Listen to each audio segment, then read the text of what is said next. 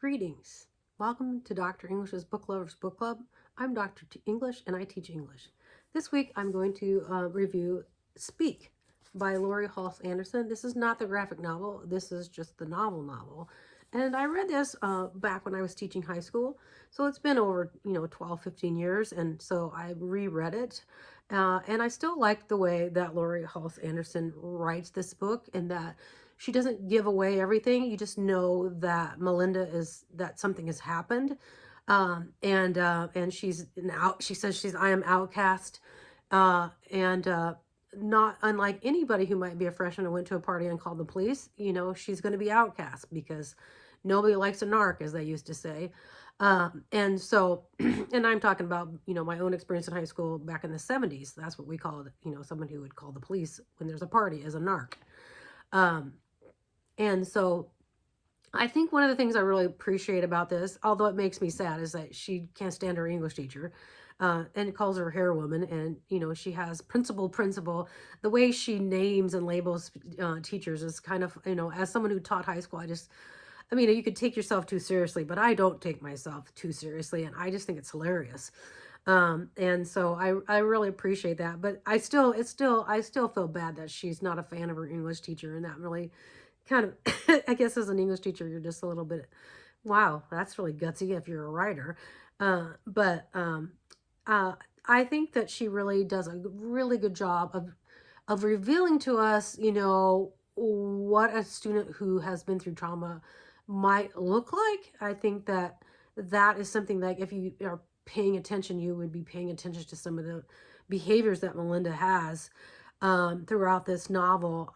And if you're paying attention, you would be able to reach out and help that student, because for the most the part of this book, you don't really, I guess from my perspective, no one really knows, that anything has happened. Well, they have ideas, but they don't do anything. And she clearly is having problems. And she's having, principal and guidance counselor and their parents, and she's gone from being a really, really strong student to not being a strong student. And there's a part of me that just like wants to shake her parents and like, something is not right.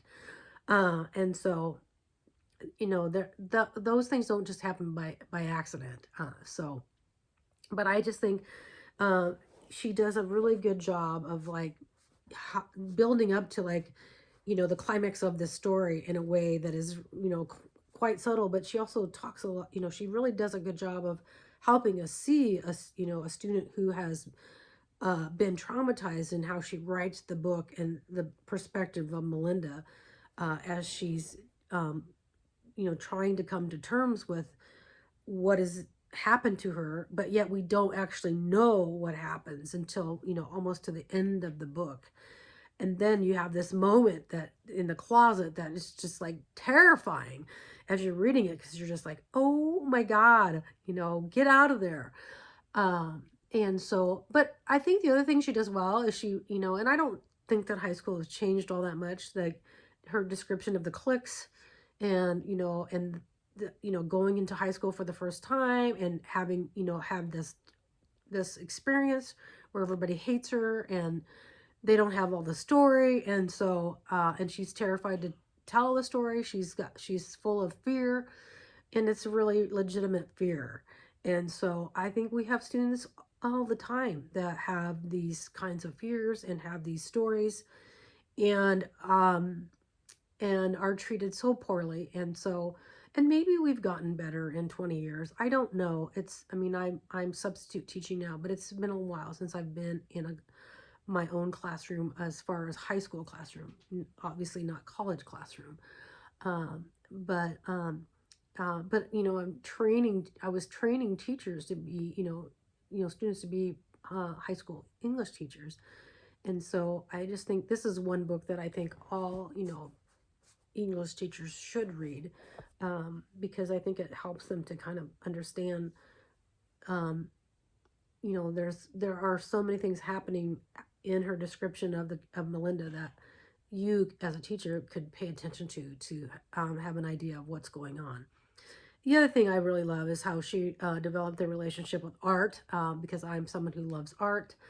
I started out wanting to be a designer, and I still love art, and hopefully I'll have some time to do some drawing here in my retirement. But I think it's really telling that Melinda can convey meaning that she can't say. That's the whole idea, that the title is Speak, that she was not spoken up. She has not found her voice, but she has through her art. And that, as teachers, whether you're English or art, if you see students drawing particular things, it's really important to start asking questions, or at least, you know, getting a little bit of, maybe a person doesn't want to disclose, and that's perfectly okay. And obviously respecting people's privacy, but you have an opportunity to speak to a professional who might, you might, refer a student. So I like that.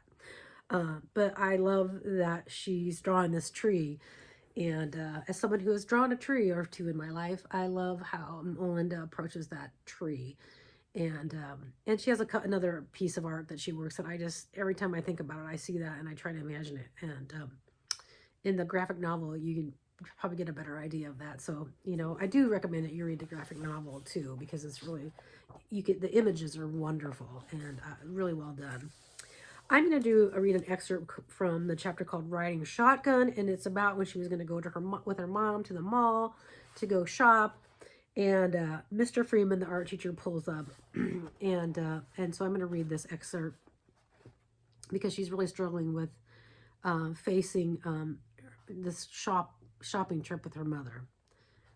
And this is from, like I said, Riding Shotgun. It seems like a good idea until I'm standing at the bus stop in front of school as a blizzard rips through the country. The wind chill must be 20 below, and I don't have a hat or mittens. I try keeping my back to the wind, but my rear end freezes. Facing it is impossible. The snow blows up under my eyelids and fills my ears. That's why I don't hear the car pull up next to me. When the horn blows, I nearly jump out of my skin. It's Mr. Freeman. Need a ride? Mr. Freeman's car shocks me. It is a blue Volvo, a safe Swedish box. I had him figured for an old VW bus. It is clean. I had visions of art supplies, posters, and rotting fruit everywhere. When I get in, classical music plays quietly. Well, wonders never cease. He says dropping me off in the city is only a little out of his way. He'd love to meet my mother. My eyes widen in fear. Maybe not, he says. I brush the melting snow from my head and hold my hands in front of the heating vent. He turns the fan up full blast.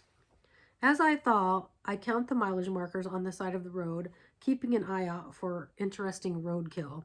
We get a lot of dead deers in the suburbs.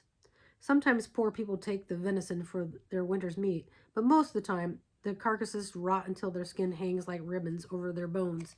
We head west to the big city. You did a good job with that Cubist sketch, he says. I don't know what to say. We pass a dead dog. It doesn't have a collar.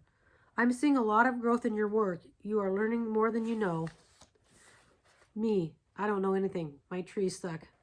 Mr. Freeman puts on his turn signal, looks in the rearview mirror, pulls into the left lane, and passes a beer truck. Don't be so hard on yourself. Art is about making mistakes and learning from them. He pulls back into the right lane. I watch the beer truck fade into the snowstorm in the side mirror. Part of me thinks maybe he is driving a bit too fast, what with all the snow, but the car is heavy and doesn't slip. The snow that had caked on my socks melts into my sneakers. Me. All right, but you said we had to put emotion into our art. I don't know what that means. I don't know what I'm supposed to feel. My fingers fly up and cover my mouth. What am I doing? Mr. Freeman. Art without emotion is like chocolate cake without sugar. It makes you gag. He sticks his finger down his throat. The next time you work on your trees, don't think about trees. Think about love, or hate, or joy, or rage. Whatever makes you feel something, makes your palms sweat or your toes curl. Focus on that feeling. When people don't express themselves, they die one piece at a time. You'd be shocked at how many adults are really dead inside, walking through their days with no idea who they are, just waiting for a heart attack or cancer or a Mack truck to come along and finish the job. It's the saddest thing I know. So I will leave you with that excerpt from Mr. Freeman. It's the saddest thing I know. As far as teaching this, yeah, definitely. I think there are plenty of secondary teachers who have taught Speak. There's so much good to pull from this and have small group discussions or large group discussions about this novel and the implications for young women in navigating the world. And so I highly recommend that this be taught. It can be taught as a whole class. You could do it in small groups. And of course, you should have it on your shelf. You know, it might be a little outdated for some, but I don't think it's a story that's never outdated. So I think it'd be a great book to have on your classroom shelf to offer to students to read for supplemental reading.